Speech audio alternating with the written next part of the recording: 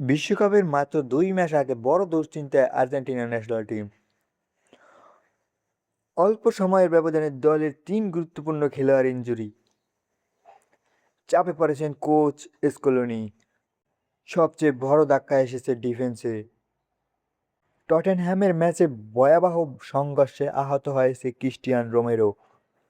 ডান হাঁটুতে চোট নিয়ে মাঠ ছাড়তে হয় তাকে। পরীক্ষা নিরীক্ষার পরই জানা যাবে বিশ্বকাপ খেলতে পারবে কি না।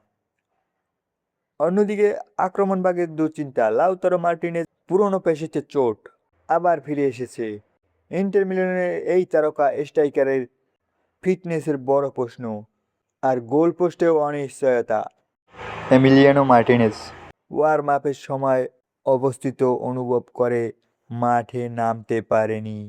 যদিও তার ইনজুরি নিয়ে এখনও আনুষ্ঠানিক কিছু জানানো হয়নি, বিশ্বকাপের আগে এমন ইনজুরির সংকট আর্জেন্টিনার জন্য বড় দুশ্চিন্তার কারণ। এখন দেখার বিষয় এই তারকার সময় মতো ফিরতে পারে কিনা।